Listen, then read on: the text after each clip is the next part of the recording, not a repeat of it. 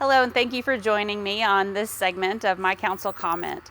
I'm 9th District Councilmember Whitney Elliott Baxter, and today I'm at the Lexington Airport with Officer Bige Towery with our air support unit. Thanks for joining me Absolutely, today. always great to see you. Yeah, nice to see you too.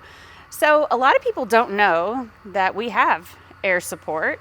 Can you tell us a little bit about what you guys do and how you help the police department? The unit originated back in late 2005, early 2006. We currently have 2 helicopters. They came through the Department of Defense through that program. They're OH-58s, so they didn't cost any money. And then all the mission equipment that we have obtained has been through grants and so forth. So we serve a lot of different purposes. And you're right, a lot of people don't know we're up there because they don't see us. They may hear us, but they don't see us. But it's not all chasing bad guys. We do reduce risk for folks on the ground if we have someone flee or whatever. So there is a criminal element that we're always looking for. But also there's a humanitarian side. So if we have a missing person, maybe somebody with dementia, and along those lines, then we can help look for those folks and hopefully save lives.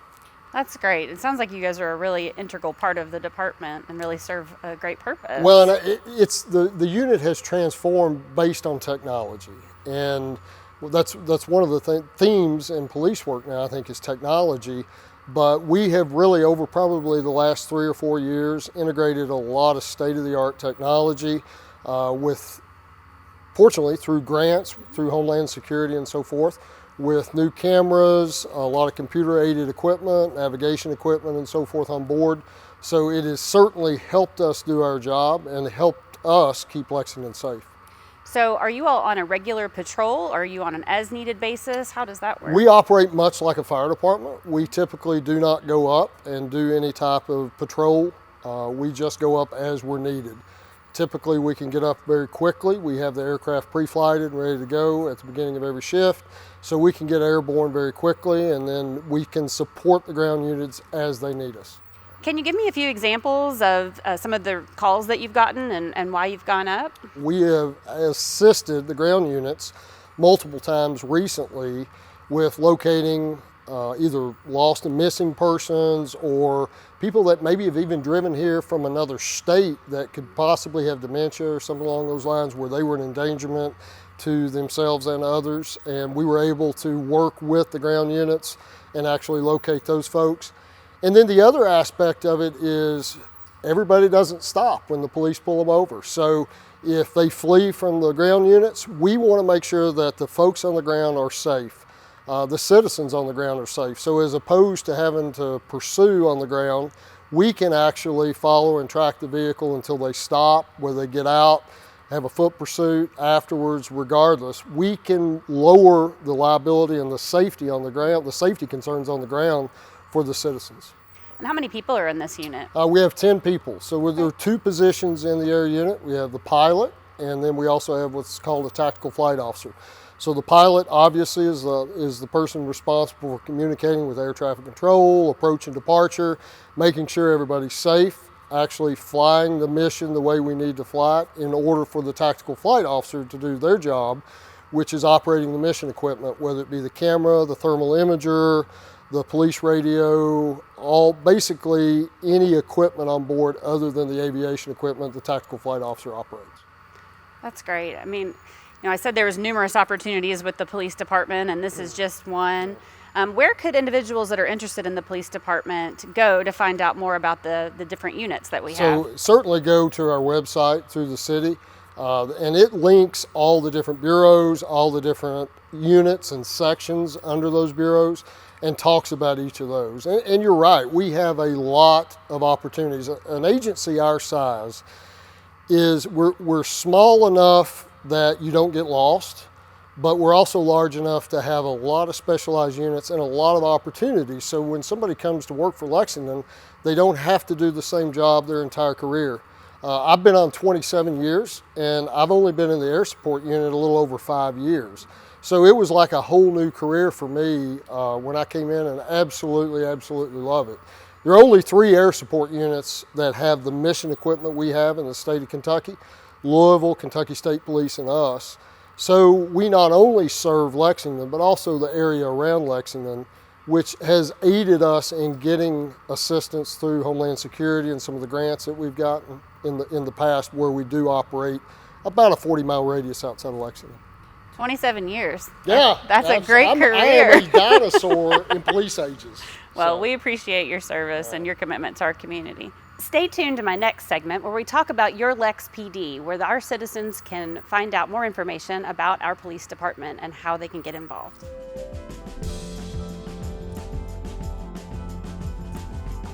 A new initiative that our police department has taken on is something called Your LexPD.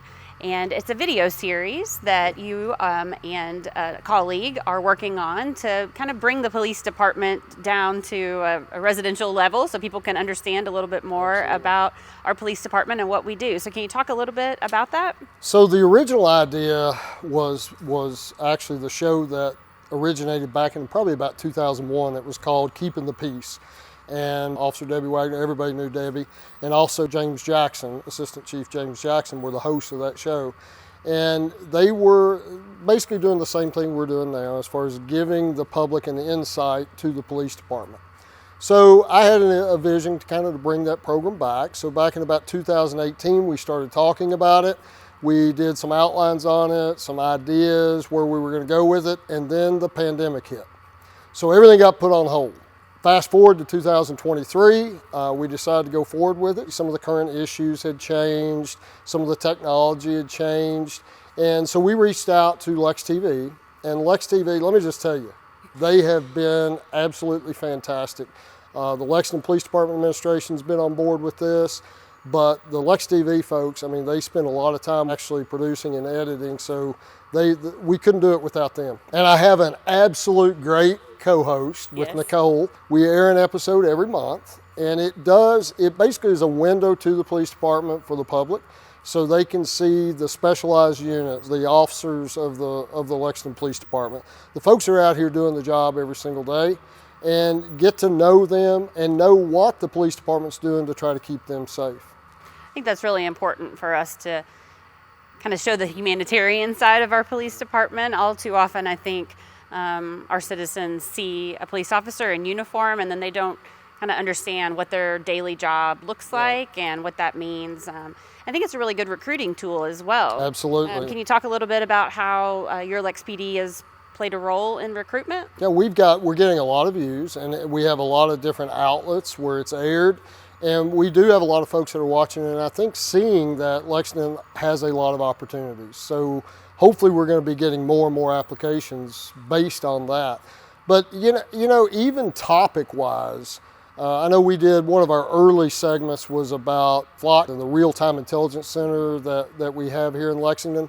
And there was a lot of miscommunication, there was a lot of misunderstanding about what all of that stuff was. So hopefully we were able to give everybody an idea of what the technology is actually doing, which is keeping people safe.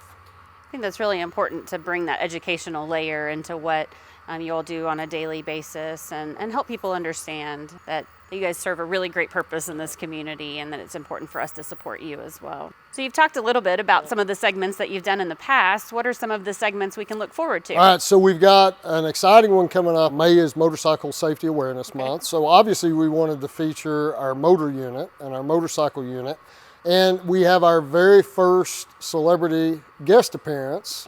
Probably one of the two most famous motor cops on TV ever has graciously agreed to join us on that show. And then going forward, we're going to be looking at the air support unit. I did a ride along with Nicole several months ago when it was extremely cold.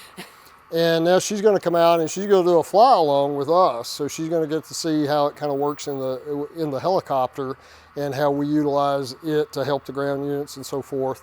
Then going forward from that, we've got several, our mounted unit is coming up and several other specialized units coming up, our downtown entertainment district, several are coming up through the fall. So we're having fun with it, and hopefully our viewership continues to grow and people are enjoying the show and getting some good information out of it. So tell me a little bit about how people can actually watch the segments. So we have multiple outlets. I know it airs on LexTV regularly throughout the day on most days.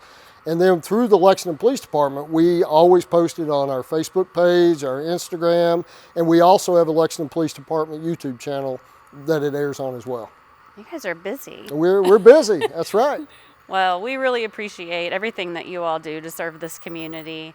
And I hope that this segment has brought some insight into what our department is doing on a daily basis. Like Bige said, you can find your LexPD on social media outlets and Lex TV. And you can follow me for more information, not just on what our awesome police department is doing, but on all the things that are going on in this city on my social media accounts. And you can email me at wbaxter@lexingtonky.gov to get on my email newsletter list. Thanks again for joining us today. I hope you have a good one.